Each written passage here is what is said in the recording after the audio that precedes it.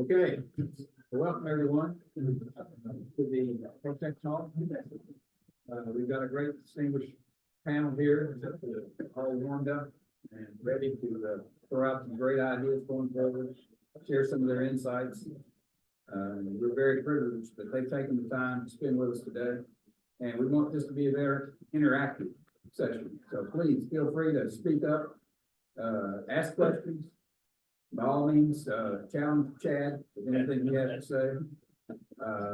And, you know, let's really come up with some really powerful direction to move forward in this industry of ours. So I'll begin with, I'm Buddy Woodruff. I'm a senior technical advisor with ProTechnics. I'll be the moderator. Let me introduce our panel, starting on my right over here. We have Amit Singh. He is a principal advisor in hydraulic fracturing at Chevron's America's Exploration and Production Company here in Houston. He joined Chevron in 2012 and has championed development and implementing of innovative technology and strategy development for Chevron's business worldwide, especially in hydraulic fracturing and completion optimization.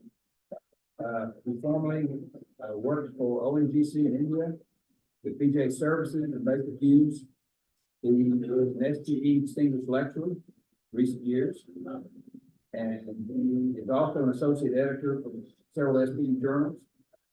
He graduated from the Indian Institute of Technology, or India School of Mines. Almost all School of Mines people here. Except for one. And he has a degree in quality engineering. Amit, thank you for joining us today. Next up, to my right, is Michael Schult. Michael is a completions engineering supervisor at Diamondback in Midland, and he's been with Diamondback since 2018. Before working for Diamondback, Michael worked for Continental Resources. Personal friend Harold. Is that his fishing buddy? Right. And the interesting thing about Michael is, I can relate to Michael. I didn't know what I wanted to be when I grew up. Still not quite sure. One of his previous experiences was he operated a recording studio in Kansas City. So how many petroleum engineers do you know that also have a degree in music? Anybody know any petroleum engineers with a degree in music? Well, you know one now. Okay. And he went to Berkeley College of Music. That's not in Berkeley, California. There's a. But he also attended Missouri S&T, where he got his petroleum engineering degree, and University of Missouri, where he got an MBA. So Michael. I'll skip over Chad. He didn't give me a bio. I have to think what I say about it. Think about something. So I'll move over here to Ray Ellis. Ray graduated from Texas A&M University with a Bachelor of Science degree in natural gas engineering. During his 50-year career, 50 or 40-year career, he has focused mostly on pipe unconventional reservoir stimulation for a significant number of basins in the U.S. and several international areas, including China, Egypt, Argentina, Colombia, and Australia. Before working or joining Liberty, he worked in Statoil's Research and Technology Group. That was in Austin, as I recall, right? Yes. Yeah. As an offshore unconventional organizational advisor. He currently holds the position of Regional Technology Manager for the Houston region for Liberty Energy. He was recently the recipient of the 2023 SP Gulf Coast Section Regional Completion Optimization and Technology Award, for which you owe me for that recommendation. And not so many, just keep it on my tab. But in looking at your bio, there's no mention of you working for the Western Company of North America. We work together. What's the deal? If you don't have an logo, I get it. Okay. I can't believe you don't mention that spirit. Well, it was because you and I work together, and I'm still trying to forget it. Okay, next we have Chad Sinters. Chad Sinters works for ProTechnics now. He's a sales manager, U.S. sales manager, correct? He went to Still in Missouri, the name keeps changing, not sure what it was at the time you were there, Missouri School of Mines. What? Oh, yeah. What was it when you were there? The growl. Missouri Rollins. Yeah. You went to Missouri Rollins. Michael here went to Missouri S&T, but it's the same school. Okay. So they keep jockeying the name around to represent their emphasis, I would guess. But they got tired of getting confused with the University of Minnesota Rollins. UMR, University of Missouri Rollins, UMR, University of Thank you Minnesota. for clarifying. Appreciate it. And previously, Chad worked for Schlumberger. Did I miss anything prior to that? No. Okay. So Chad is, again, currently, U.S. Sales Manager for ProTechnics. So that's the audit, that's the group, it's a very distinguished group. We've got a series of questions that we're gonna pose to them. We're gonna get their experience in some of these areas. Some of these questions they have actually recommended be included. And we're open to any questions that you might have during the course of this panel discussion. So save your questions, and we'll pick a time to ask you to contribute. And we'll just jump right into it. So, number one, and we'll link these, so bear with me. Can you hear us in the back there, okay? Okay. Noisy up here. Okay, gentlemen, what are some recent processes that you have adopted or are currently evaluating that appear promising in terms of production enhancement or efficiency improvement? The processes that appear promising, production enhancement or efficiency improvements, and what are they attempting to accomplish these new processes? So we'll start with that. New processes, or you guys talking about, some of them here, so I expect to hear from you. So what do you say? Something, some new processes that really have saved money, improved production? Okay, Ahmed. Okay, but so yeah, I think the word processes really means a lot of different interpretation can have. So I would probably keep it simple into the process around the decision-making part, like, hey, how are we coming to the decision-making of what technology to try? And the second one, I will go a little bit more about the design decision. Now, it could be called the process as well, when you what that implications are. So within Chevron, I would say one thing we are extensively working on, because like, and we are getting during the conference too, like, there are so many ideas that come to people in terms of like, hey, let's do this, let's try this, let's try that. Now, the challenge comes in, how do you prioritize?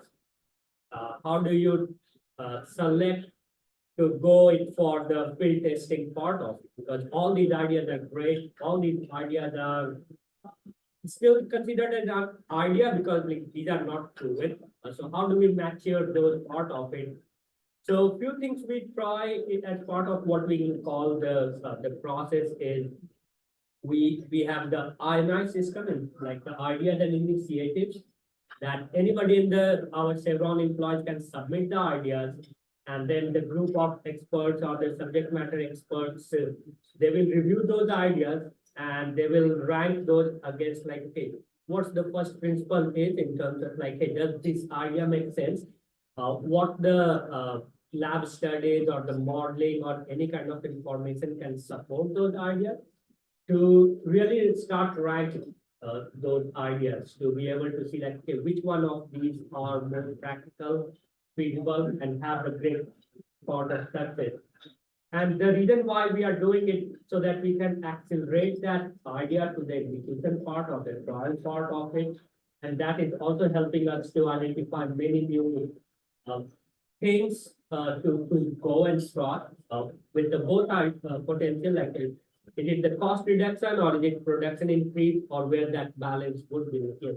Some cost increase, but more production increase could be still there, but within that, which category is possible. And what that has led to us is the second part of, in terms of the solutions coming, So which could be the design changes or something.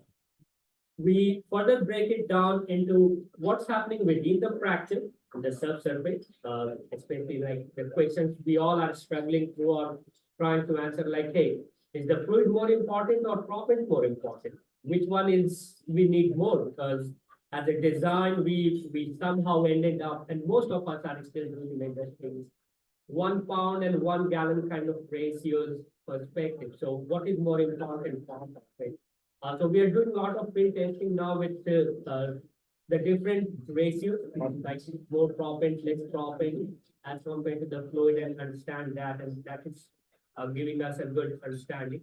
The second one I would say is what's happening in the wellbore. So yesterday, if you got chance to listen to Ellis talk about like how do we optimize our perforation design and test the different designs within a single well, with collaboration or with support from the diagnostic technology to be able to answer it quickly, like what's that optimal perforation design. And the third one is more on the subsurface, on the surface side. I'm sure many of you are already looking at the unilateral or the triple frac as compared to the salmon frac now, the triple frac. And all of those are like showing some positive results. So one we already yesterday already talked about, like how those perforation design is helping us better uniformity index as well as better production. So I would say taking the ideas and maturing them and then quickly implementing them is the process that is helping us to review all of the different practices to prioritize. We don't believe that there is only one silver bullet we are going to get that is going to give us everything. So we have to keep trying all the incremental technology options there. So, long answer. Michael, Diamondback. Did I tell people you have an MBA? You did, yes. I did. Thank you. As an MBA, well, it's already covered. Go ahead. You don't put the initials after my name and my email signature if anybody's curious. But MBA, natural music, yeah, pretty long. I think Diamondback has a pretty good reputation of being a low-cost operator. I'm in charge of a technical team within the completions group at Diamondback that didn't exist 2 years ago. And so, there's been some changes that go along with having a technical team embedded with an operations team. Operations is very focused on costs. Historically, the revenue side of the equation wasn't really in the forefront of an operations engineer's mind as it's making operations decisions. And so, one of the processes that we've been implementing that I think has really helps the operations engineers make economic decisions beyond reducing their cost per foot is going through them with them at the beginning of the job, the AFE and the basically point forward economic situation. We really breaking it down for them to this is how much revenue we expect out of each stage. So as an example, maybe we expect $300,000 of revenue out of the stage, and this is a PB10. This takes into account LOE. We just basically take the AFE and add back in all the upfront capital costs and say, this is how much revenue you're going to get out of this stage. It's going to cost you $60,000 to crack it, go do it. If it's going to cost you, if you have a wireline misrun, and now you're going to have to decide whether you want to go drill out a plug because you perforated high and perforate underneath of it, and it's going to cost you $250,000 to do that, in addition to the $60,000 to crack it, and it's a $300,000 stage, and then you don't do it. But even when that operations decision, can be great. We've implemented these processes that have helped to bring those economic decision-making matrices to the forefront of these operation engineers' minds. And I think really it's helped them understand a bigger part of the business than just keep costs up. So in my previous role before joining Liberty at Statoil, we had these workshops that we called well time and cost reduction workshops. And they were facilitated by a certified project manager that we had on our staff that was awesome at capturing all the information so that it wasn't incumbent on the members of the workshop to actually do that. So what we would do is we would incorporate every single discipline that touched anything that happened on a well operation from the time that you selected the location until the time that the rig moved off and turned it over to completion. And we did that. We had everybody in the room, whether it was third party, whether it was internal, and we went through every single step of the well, and our goal and everyone was to reduce the time and cost by 50%. So it's a huge goal, right? And sometimes we met that and sometimes we didn't. It was so effective that we actually then went to the completion side and did the same thing. Same, every person that had anything to do with that, whether it was subsurface, whether it was even land or, looking at disposal of water, I mean, just anything that touched it, we would go through every process. We'd say, what steps can we eliminate? What steps can we put together and do in one? Which one and who's responsible? We put a time frame on it. We'd assign assign it to people. And again, 50% reduction was our goal. As we went through and did multiple of these, the first time we did them, we would see typically a 50% reduction. We took wells that used to take 30 to 40 days to drill down to 10 or 12. We also streamlined and reduced the cost on our completion operations as well. And then we would follow up a year later or so with another workshop to see, is there anything else? Is there still any meat left on the bone that we could, get to? So that's a process that worked really, really well. And until you've done that, you don't know where the waste may be. I mean, it's amazing what you find out in these meetings. Cool. Dad, Yeah, I've heard some talk about this A/B testing. yeah, absolutely. So right now, we're testing a lot of these ideas that come through and concepts and new technologies on the completion side. And we've actually enhanced our technology as well in the process. So we've got what we call 3AD, and it's a 3-pillar approach to improving the diagnostics of hydrocarbon tracer recovery in these wells, to where we can accurately test production comparison of multiple techniques in a lateral, variable A versus variable B, make the changes every other stage. So keep your base design on the odd stages or even stages, and then the other design every other stage do that. So it could be a surfactant, it could be mico-proppants, it could be different perforation strategies, it could be different, stage lengths, it could be a multitude of different things. And the 3-pillar approach that we developed to do that is we've taken our lab, our data, and StimLab, who was had a great introduction here at the beginning of the meeting, have done extensive testing at the surface side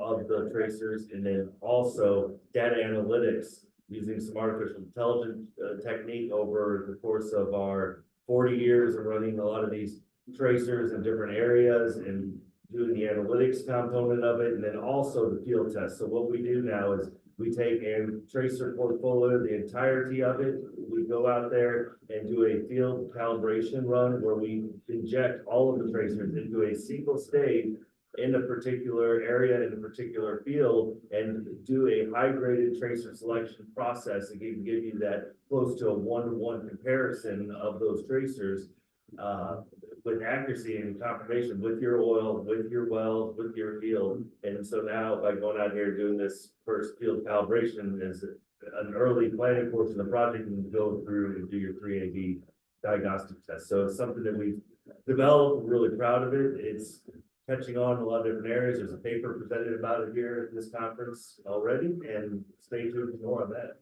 Great, thanks, guys.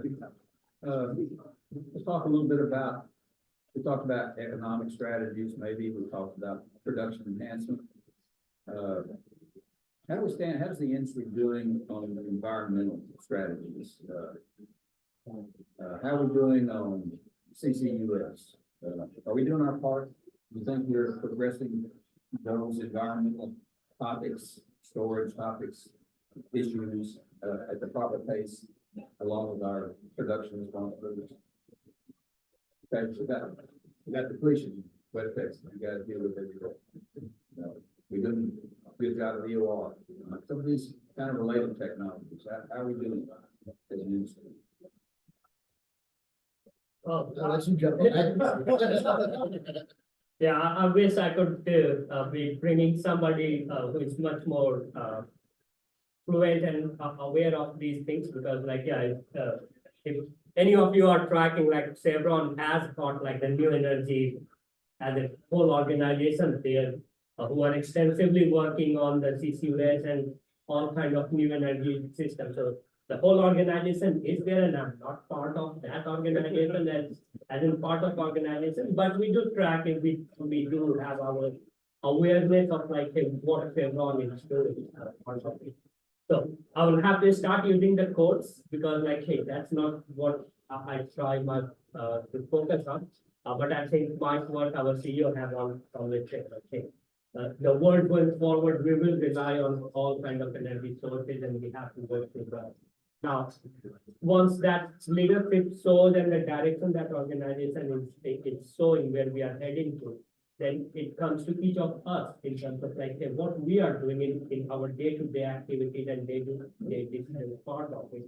So maybe I'll just share a few examples on that part is like, so I'm personally more involved in our Permian Basin frac optimization, design optimization part of it. So every day we think about okay, are we doing enough to support that part? Are we using the environment-friendly chemicals or the additives?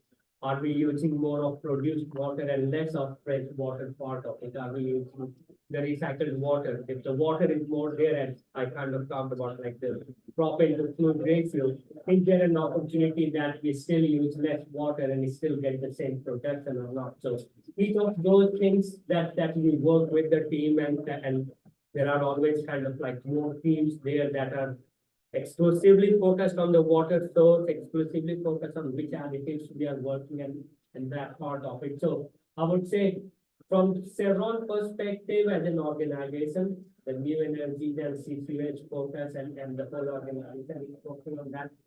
It boils down to each one of us what we are doing. So definitely we are doing enough, or I won't say enough is like a defined enough what there. But something that is diligently being pursued. But we are also aware like it's not this or that question, it's more of this and that question. So we have to work on that part. That's the best I can do with that kind of tricky questions. Before you answer, tell you a little quick story. I remember years ago, I was out on a frac job in East Texas, picking up water usage. And we were pumping the frac job and everything was going well and getting about halfway through the frac job and some city official from that small town drives up and says, what are you guys doing? We're losing our water pressure in town here. So we get criticized for things like that. But at the same time, here's a little piece of trivia for you. Did you know that golf courses use more water than the oil industry does? So agriculture.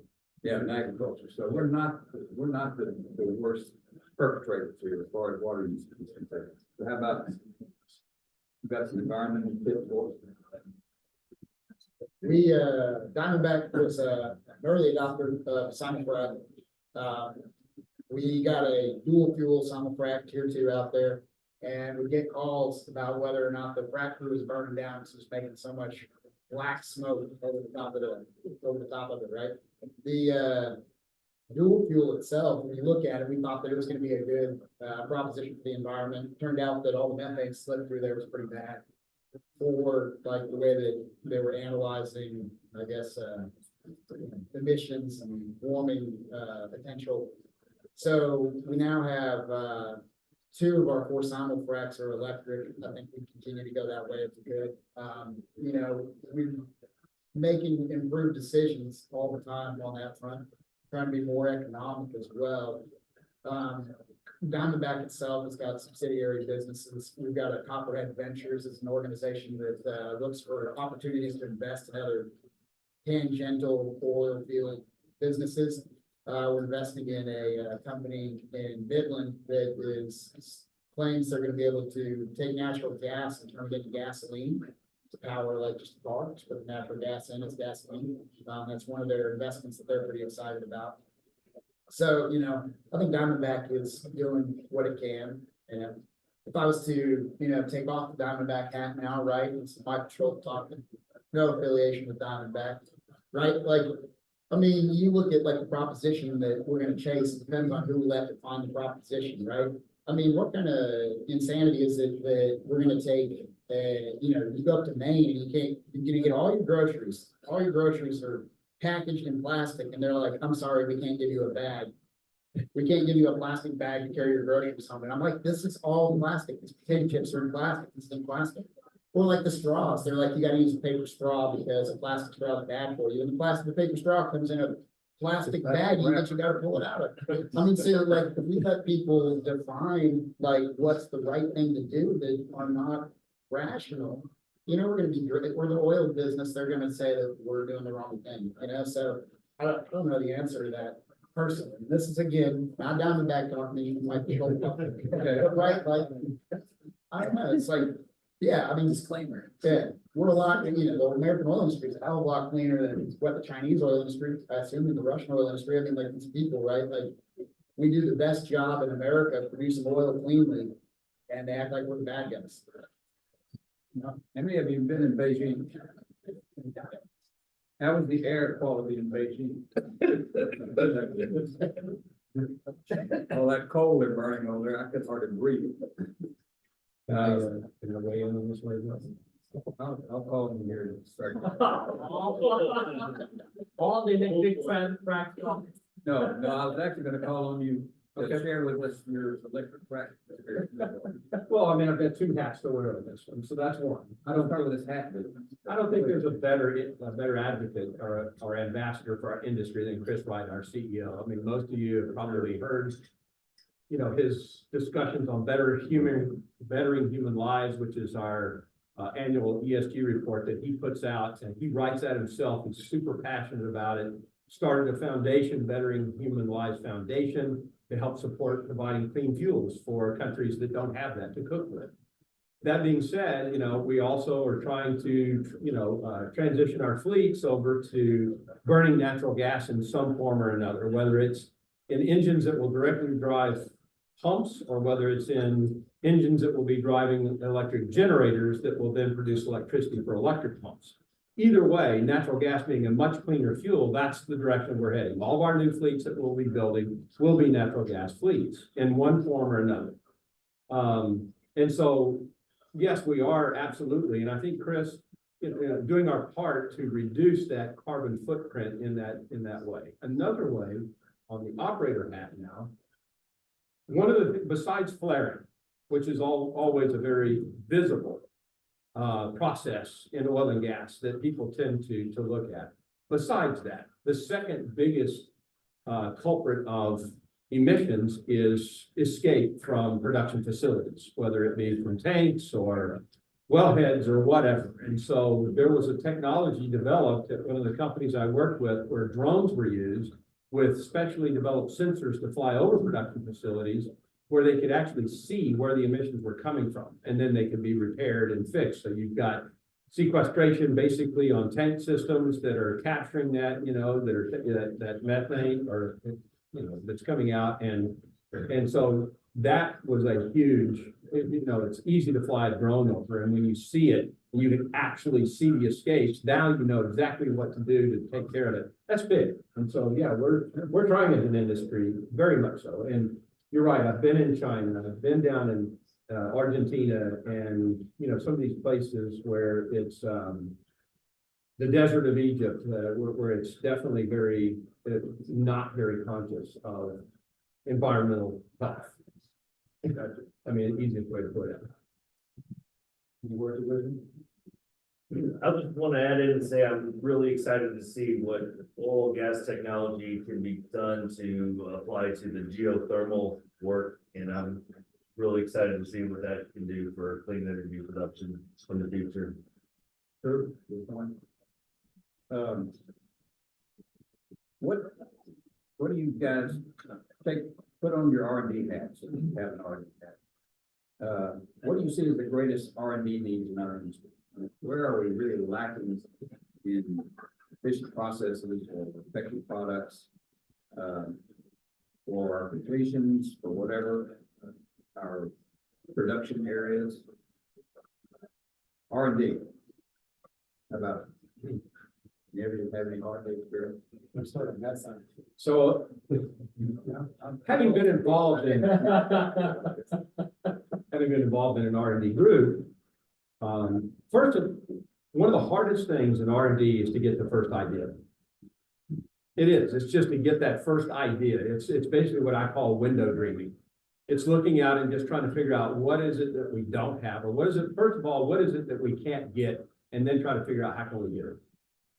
And so I participated in an exercise where we actually had General Electric, which I don't know if you guys know this, but GE does things other than make light bulbs. And so they have a whole group that is a group that helps facilitate what they call a global solver community. And what they do is they take a problem and they put it out there to this global solver community, and they let any and everybody weigh in on how they would solve this problem. And it's incredible the ideas you'll get.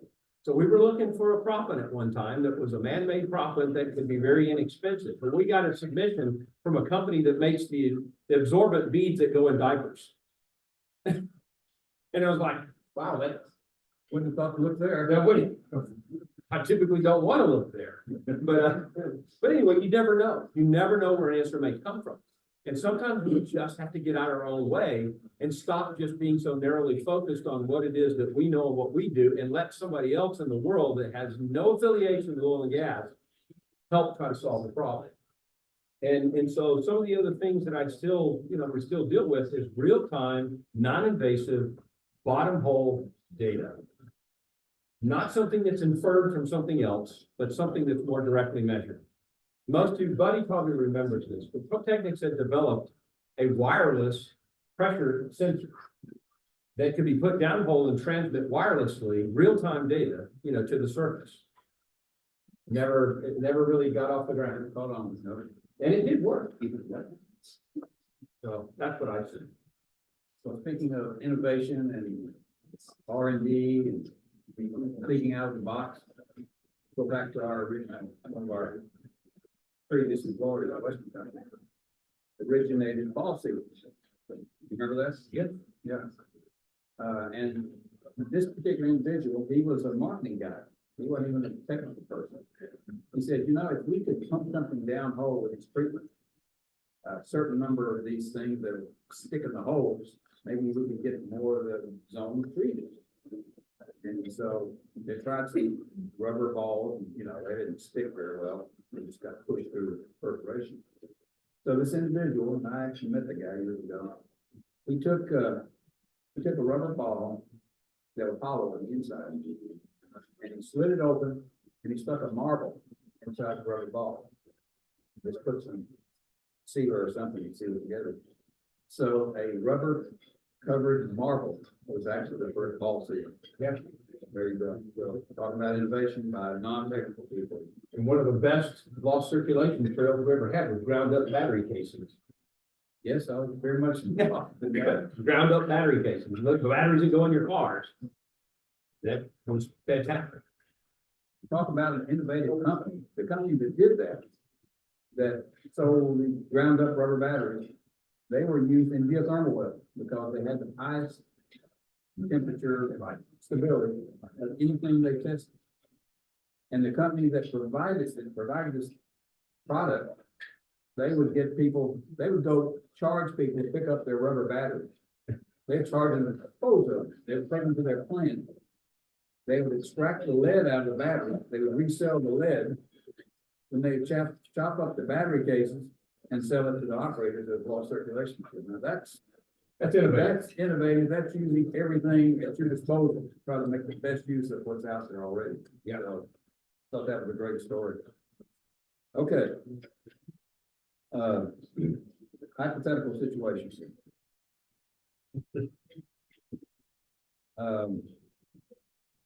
If you all of a sudden were promoted to chief operating officer of a middle independent operator, okay?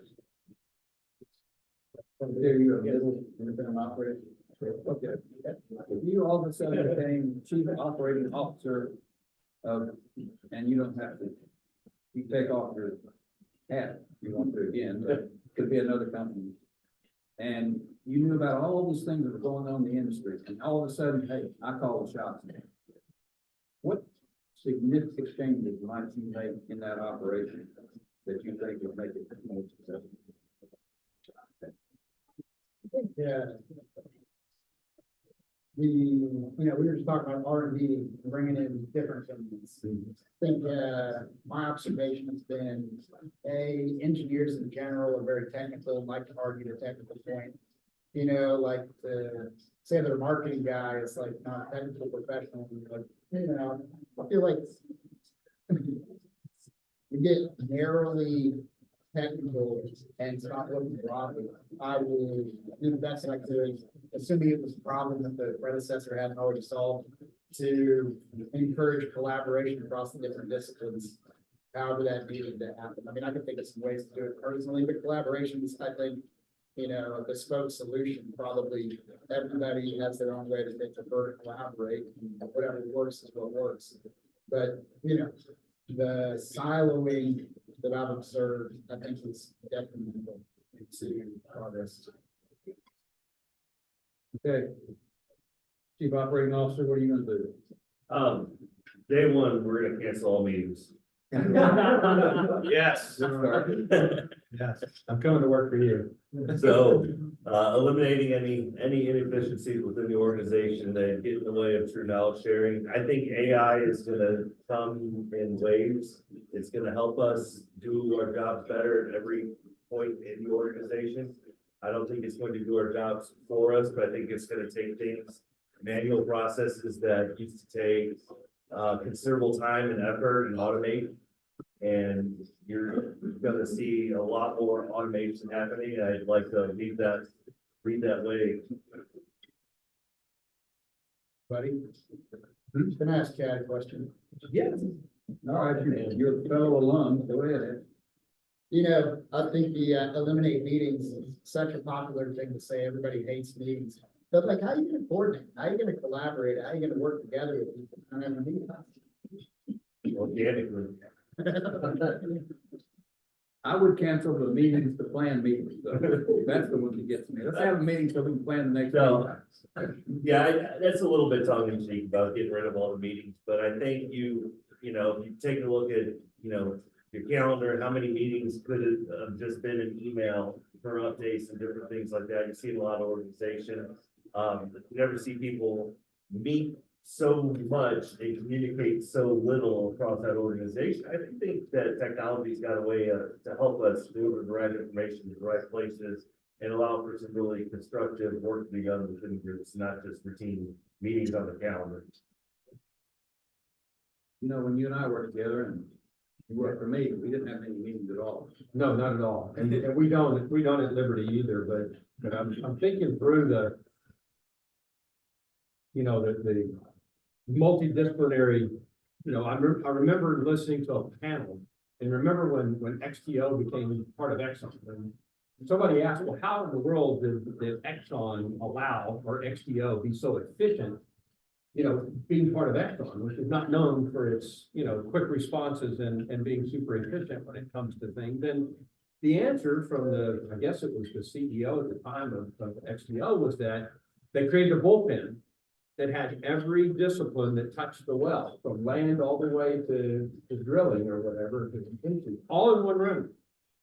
And so that any problem any one of them had, there was somebody there that immediately could address it and they could talk to each other. And I think that's a huge benefit, because I saw the same thing. Again, you don't know what your problems are until you've involved everybody that has something to do with it. For instance, land. You think, well, what in the world does land have to do with the completion? Well, what kind of a deal did they make with the landowner for disposal and acquisition of water?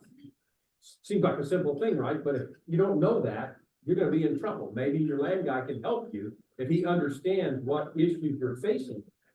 Do you drill your own wells? Do you, lease your disposal well, whatever? I mean, those are things that you don't know until you've had everybody weigh in on what part they play and how it affects what you're doing. So I would say, yeah, the silo thing's gotta go, but in that, you have to recognize all the different pieces to make sure you've got them all together in the same place.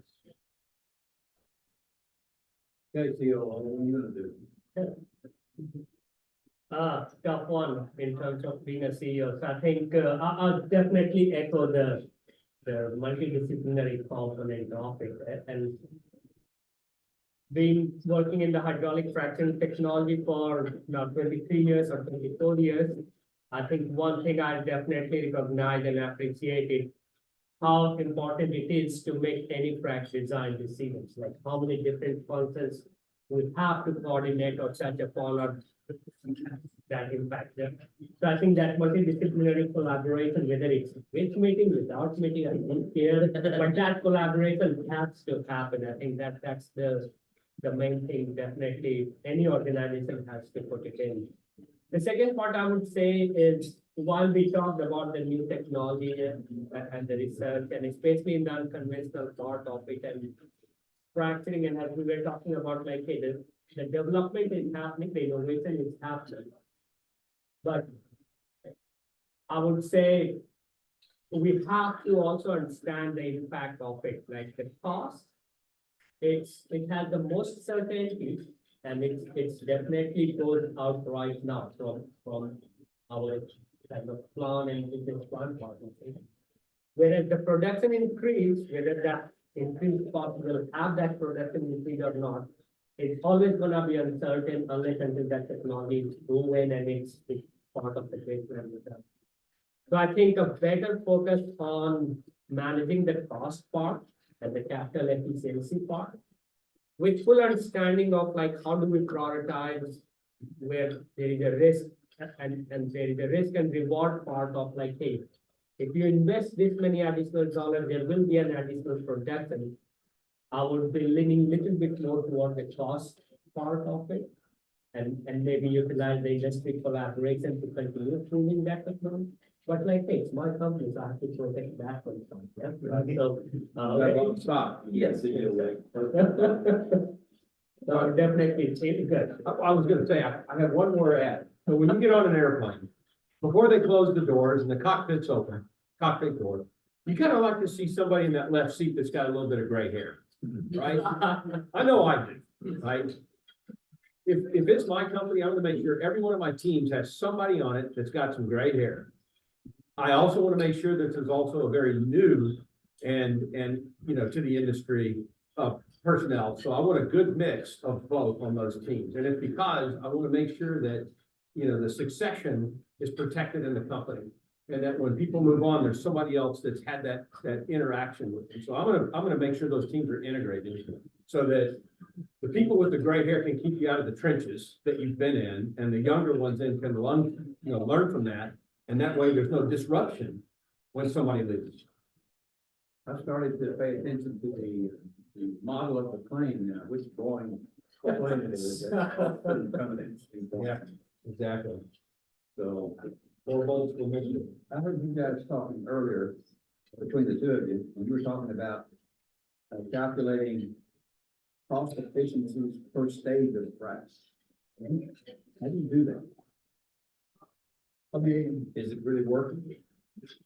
I think, you know, going back to R&D's question, I think the question that I'd like to answer, you know, for my team and for what we're trying to do, I'd like to be able to, with better certainty, understand the return on investment of changing my job design. You know, we're a business, we're trying to make better wells. I could keep pumping forever, you know, the reservoir engineers would love it if I pump 100 barrels a foot. I can't do that. It costs too much, right? So there's got to be breakover points in there. But anytime we do a test, we test 2 wells next to each other. It's really, really hard to go back in a year and look at the production. There's always something. Some geologist can be like, oh, there was a fault at the end of that well. We forgot to tell you. Whatever. There's always somebody going to poke that. You know, the production engineer forgot to turn the pump all the way up. You know, it's just a million things. And so, you know, quantifying the return on investment is really, really hard, you know, but without trying to do it, you know, we just get lucky, I guess, in making efficient wells, you know, like we can see the big picture. We can see that we're making, you know, 60% rate of return, we make 65. A 5% rate of return increase on these wells is huge, like buying another company, right? But we don't even know if a well is 5% better or not when we run two different designs next to each other, so it's really hard. I think there's technology that people are working on, you mentioned the AV tracer, I think AV tracer is really cool, make it work. You know, I think multivariate, like statistical analysis is probably the other way to try to tease stuff out, you gotta have a big enough data set. I would like to see, and I know like there's some companies out there that are working on it, but it would be really nice to have a company that's intermediary that can pull everybody's data together. I know there's some companies that are trying to do this of late, but you know, I mean, we've got we fracked like 2,000 wells in our database, you know what I'm saying? I think Chevron might have a couple more. But I mean, you know what I'm saying? We have a lot, and it's still hard for us to tease out all the different things, right? Because there's so many different independent variables driving that independent variable of production. So I don't know, I mean, like we try, like if we don't try, we may as well just give up and go home and, I don't know. On jobs, but, so we try, we're not great at it, we're getting better. Okay, let's try some, just quick first questions, okay? We've had some long, drawn out discussions here. Just your opinions on some of these particular topics. We'll start out with the debate over longer stages / fewer stages versus shorter stages and more stages. Which direction are you going philosophically and theoretically in actual fact? Which direction to go?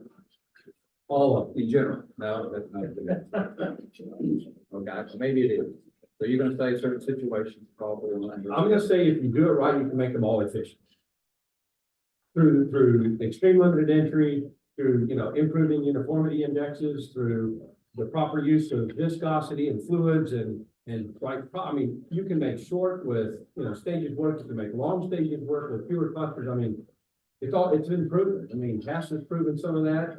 You know, several operators have actually looked at either side of that. If you do it right, you can make either one work. Yeah, absolutely, bigger casing. Bigger cases. Bigger casing, so you can do bigger stages, and they'll still keep it More more rate. per friction with more rate. It also gives you the chance for refracts, Right. much better refract. We don't construct wells for refracting, we should. It works. I'll go with longer it's stated, but I completely agree in terms of thing. Everything has to be suitably designed with what we are trying to achieve. So as long as there are proper engineering, best practices are followed and the design considerations are accounted for, all designs are good. And we'll can. I think, I mean, I have some personal opinions, but you know, I think the interesting thing that I go to these conferences and all we want to talk about is, how long are the stages, how well do we perforate the well, how big are the holes? And the thing that we seem to forget about, or I don't, the question that I would like to answer is more not what's the right length of the stage for the pipe, but what's the right length of the stage for the rock behind the pipe that we're trying to break over with this like stimulation, right? So, you know, that's probably varies quite a bit depending on the formation of it, among other things, right? The rate that you're pumping, you know, how fractured, not just like the rock matrix permeability, but like other characteristics of the reservoir. So I don't think there's like a specific answer, but short, obviously we've gone shorter and shorter. We're not pumping the open hole vacuum fracs anymore, right? So. But you're confusing, I mean, you're trying to put completions with reservoir. I mean, how does that work? We gotta collaborate, right? Call for another meeting. We'll set it up. Okay, one of you brought up this business about U-shaped laterals. Yes. You know, I mean, everybody's talking about U-shaped laterals. I don't know if you've seen some of the work that Chesapeake is doing. They've got some laterals that meander all over the place. I mean, they look like Mickey Mouse here, you know, finish drilling the wells. So, do you really think that's the direction we want to go? Do we want to drill laterals where we're chasing certain reservoir properties and let the azimuth of the well fall into place? I think the degree of deviations we are talking about has to be in the perspective. Because, like, hey, that's where I will probably be cautious about more, less, it's very relative term, yeah. In terms of like, hey, just a straight well versus deviated well versus unilateral, like. These all are completely different things, right? So I'm always very supportive of unilateral or whatever S shape or V shape or whatever we end up, because at the end of the day, this is just a straw in the well, in the formator. As long as we can use it to pump through and produce through, we are good. If we are going meandering too much, where like we are leaving a lot of undulations in the wellbore that will be filled with sand, or we cannot even re-enter the well, or we will have a point even getting stuck in, now we are creating problems. So it's all about like, okay, what can we operationally manage without having too much complication? But at the end of the day, the wellbore is just a straw in the subsurface that we are using to pump in and flow through. As long as our drilling friends can go and drill it, then our completions and our production can, when produce it, as many shapes that you want to do. That's not it, that's the two straws in the same hill chip, right? As long as, well, maybe that's Take a what breath we- there. Well, we've long been able to outdrill a well's NPV. And just because we can drill it and physically can do it, doesn't mean it's the right thing to do. And we've shown numerous times, not just us in our data research, but in the industry, that it's not a one-to-one return the longer you get in a lateral. In fact, the return starts diminishing. The reason we keep drilling longer laterals is because it's still economic at the price of oil and gas today. Even though you're not getting incremental returns, it's not a one-to-one, but it's enough to still pay it out rather than drill another well. That's the only reason we're doing it. It's not because a 10,000 is twice as good as a 5,000 foot lateral. I mean, if you look at any of the data, you'll see the longer it gets, the less it gets in barrels per foot or MTF per foot. But we still do it because it's still less than, than drilling another well. But now if you start adding the complication, like Amit was saying, and you start trying to do workovers, or you start trying to do anything else in that well, you're gonna be sorry that you had such complexity in it, because we don't have the way to go in and work it over. I'm trying to get an ESP something there. Okay, supposed to be short and bird answers here. Okay. Floods of choice. By letting that, that's the best kind of flood. Composite, dissolvable, some of these new high-tech plugs. There you go, here we go. State of your experience. I'm still running on. Bring in Chris Clark. You know, I think we've seen a number of different types of technologies fail throughout the years, but it's kind of archaic to think about. We accept it as something we have to use in it. We keep chasing the best solution as far as developable and everything else, but I gotta believe there's something in the works here that's not plugged, that's gonna take off, that people can tolerate economics of it in the future. It's not very efficient. If you want to get in and out of wells safely, to drill out, I mean, I have not seen the plug hold up I've always seen it work your well, go through and drill out on yourself in a section as far as the drill, right? And there's a crap shoot you can get it. And then we've seen lots of good plugs and plugs fail that have historically not failed because predators change the residence. So anyways, that's not short burst, but I'm a little past. Your experience.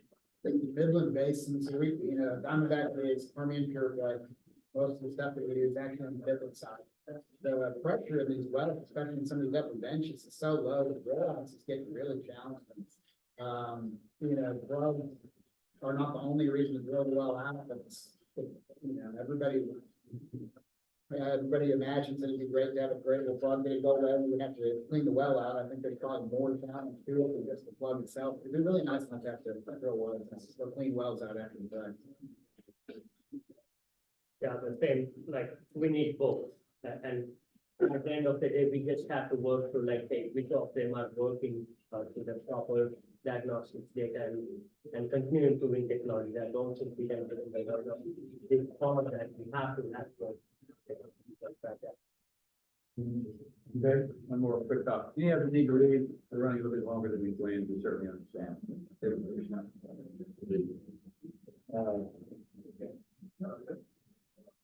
How do you stand on refracting? What's been your operator, what's been your experience in refracting? Are we better off refractoring or new drills in general? And I know it's gonna be everything, but. New drills. New drills. I think. I was gonna say we're from New play, I think, consensus currently in the Permian is that, refracts aren't economic. But, somebody will probably prove that wrong. It's basin specific, and it's also, oil, process hydrocarbon specific.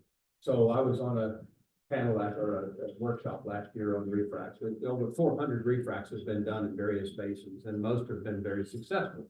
With the exception of the Permian Basin, which I don't even know if there's been any refracts done. If there have been, they're very, very few.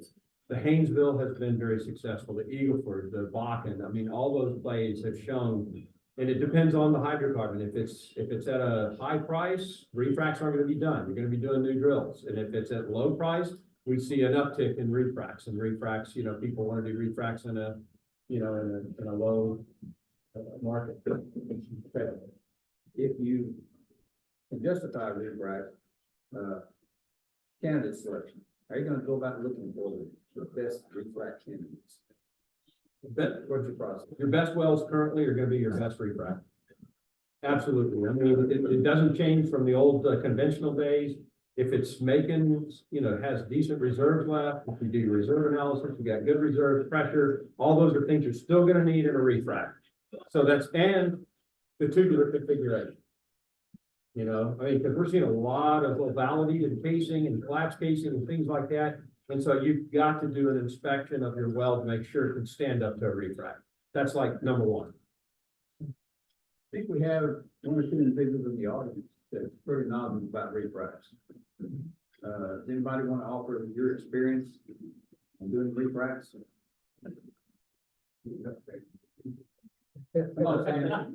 First thing with refracts, you're always looking for a suboptimal completion design in the original frac.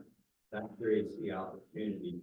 Like in Barnett, Barnett Field was the first one developed, we shared before. We got, literally out of the wells, we have cluster spacing of over 200 feet.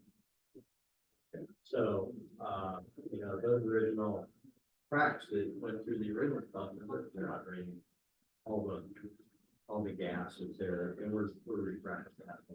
And then there's gas versus oil. That creates a different way you have to look at the opportunity. And like Ray said, it is a function of your commodity price. We've really slowed down on the refracts we've been doing because natural gas prices are about $2 an MCF. So whereas the oil is still relatively high, but people are still doing refracts. But again, the opportunity, it just depends on, you have to evaluate the candidates that you have by there's a number of various. Kevin, How about Kevin? Well, You do a lot of it. but I don't want to, it's concerning the Pandora's box and really stand out, I think. I resonate in part with the comment around better reservoirs still going to be a better reservoir. If you've got several different type of areas, that's not going to change, right? Kind of in contrast to that, because there's kind of both sides that are pulling. It's a little bit what he's talking about. If you got a well that there's 100 different things you're trying to do to make a good completion going in, and then you're looking at refract, that means there's 100 different things you can make a good refract. Right, so some of those powerful ones are if you've got very wide cluster space. So in the Barnett, the 200 foot, 500 foot, even 30 cluster space. Oh my gosh, there's so much stuff in between this, right?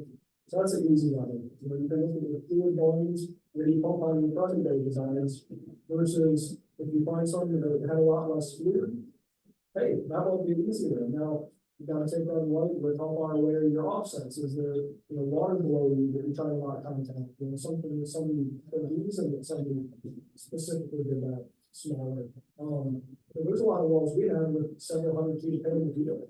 Some of those stop perforating at 90 degrees.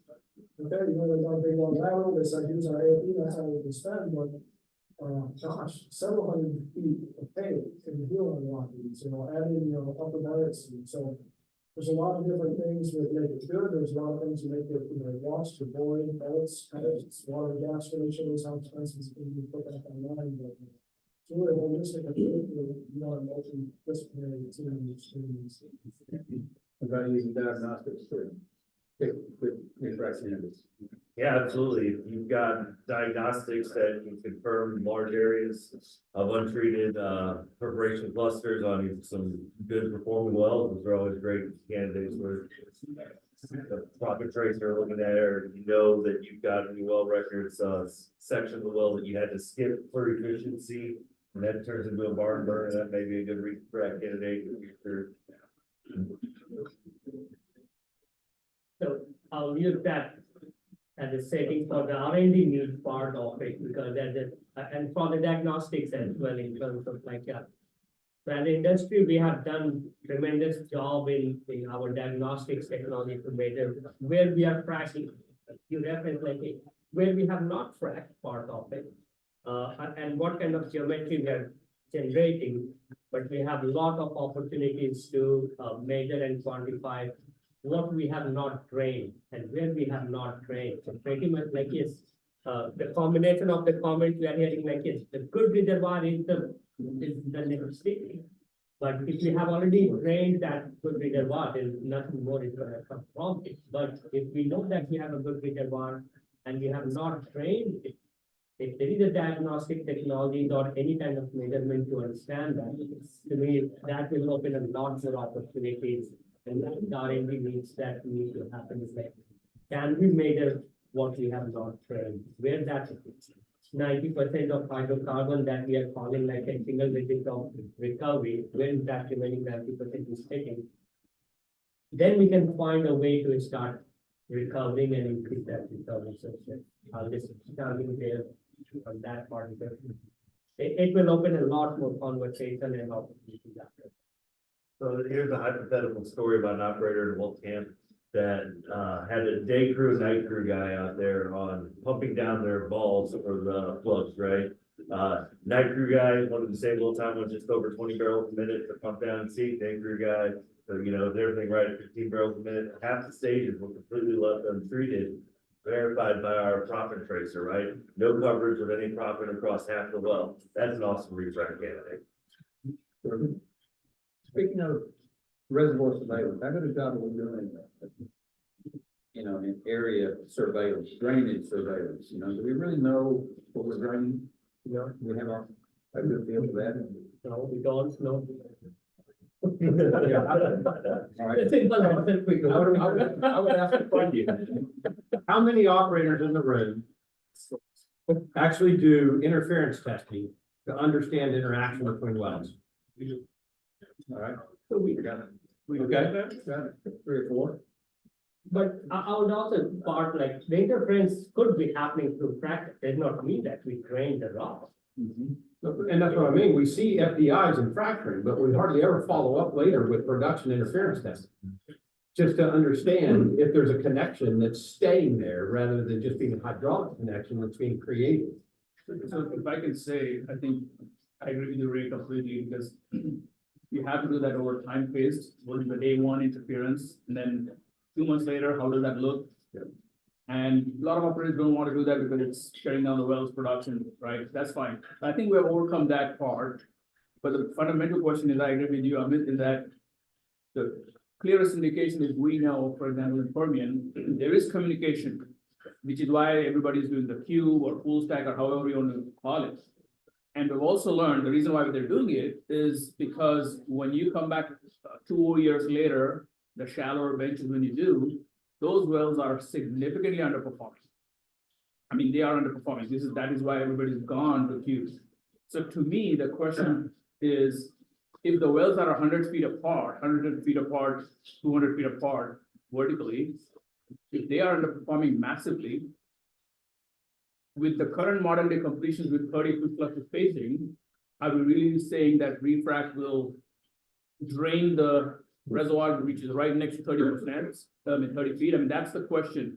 Second question to me is, how do you define success of refrac? Because if it was going back to your original decline curve, then you should have rerun the econ of the well, putting this additional $2 million and call your well a $10 million.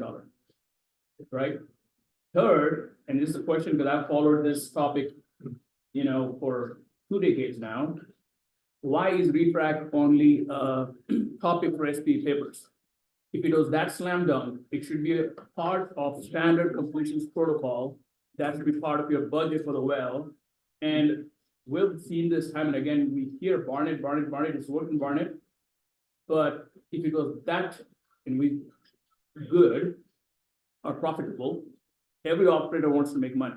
Nobody's in there to make the best well. They want to make the most economic wells. And so all your metrics matter. So that's kind of where I struggle with modern day completions. When I say modern day, it's since 2014, everybody across each basin fought on that, hey, more proppant is good, more fluid is good, shorter stage length, better cluster spacing, all of that plays in. Now we realize, it's not just fluid because then you cause interaction and then talk about well spacing along with it, right? But that's kind of where I'm at is, am I not following something or am I not seeing the SP papers enough? But it's always an SP paper topic. I mean, we don't talk about standard completion, like for example, we've gone slick water frac, or we've now changed to HVFR in between there, and then we say, that is not a topic of discussion in SP papers, because that's like, we know this already. But why does refrac have a challenge to be proven time and again as a case study? And the answer to me, in my simple mind, is with the modern completions, the model spacing, it may not just work. Good point, yeah, I think that's where there are certain technologies or there are certain practices that everybody does it, like drill the well, frack the well, and put the artificial lift and produce. Everything else that is being tried is still in that part of like not proven yet.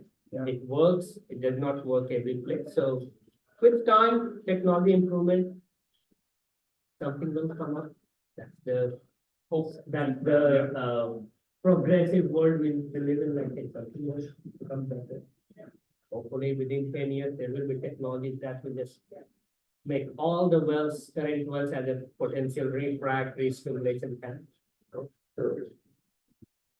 Okay, two more quick questions. But yeah, maybe too late, I have to share a session. Okay, I'm sorry, we're not quite. Okay, By all means, good, yeah. Thank you very much for Yeah, joining. thank Appreciate it. Give all my hand.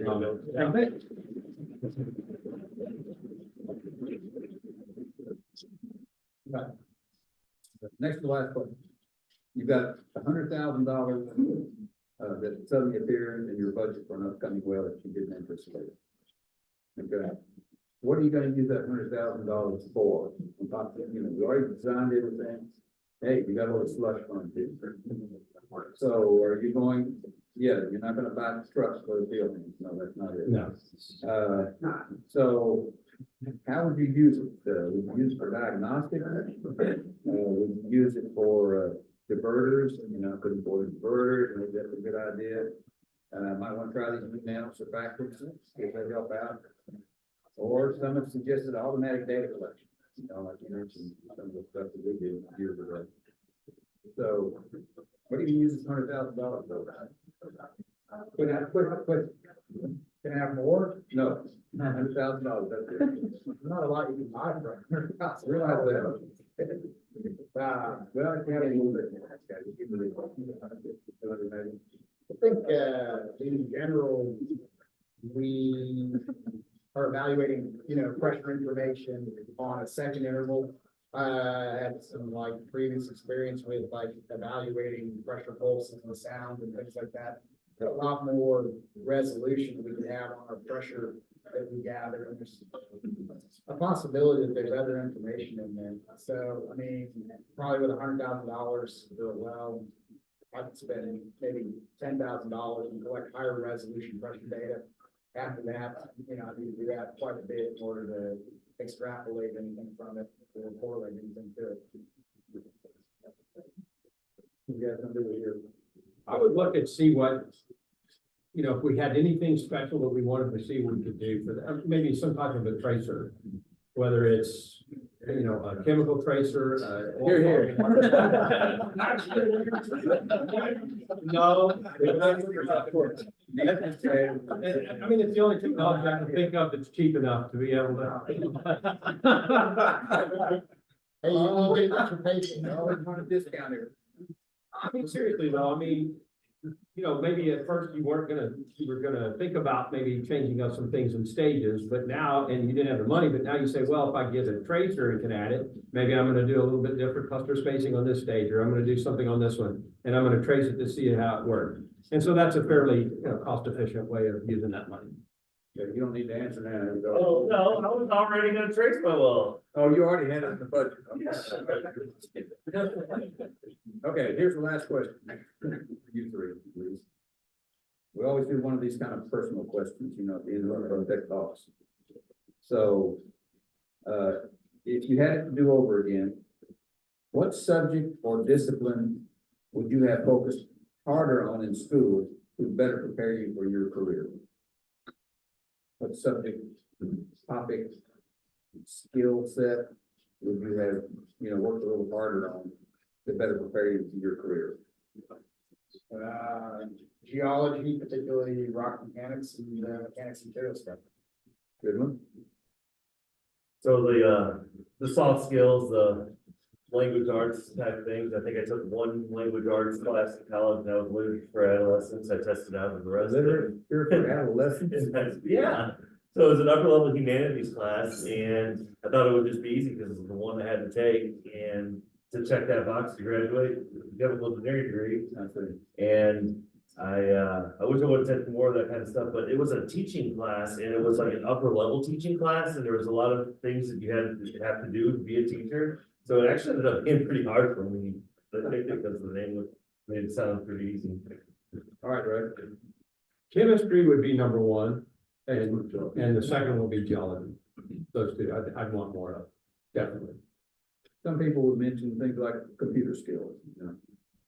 That probably would have been something for me. I would like to have been more computer skilled when I started my career. Because they're just getting started in computers. I was gonna say back then, I was doing punch cards, so. You know, So come to think of it, probably wouldn't have been available back in the time when we were in school, would it? Good. Well, hey, thanks everybody for joining. Any last questions you'd like to throw at the last three standing here? But we appreciate you joining us, and we appreciate you guys spending the time with us. It's gonna be video, right, Derek? Okay, so did we get permission from them to do that? I forgot that. no, he's gonna let us look at it first. Okay. All right, assuming that we have the expert panelists' permission to share the video, we will do so. So don't hesitate to go on our website and download the video. Thanks again. So we all probably all go check some papers out this afternoon. So, thank you very much, folks. Thank you, guys.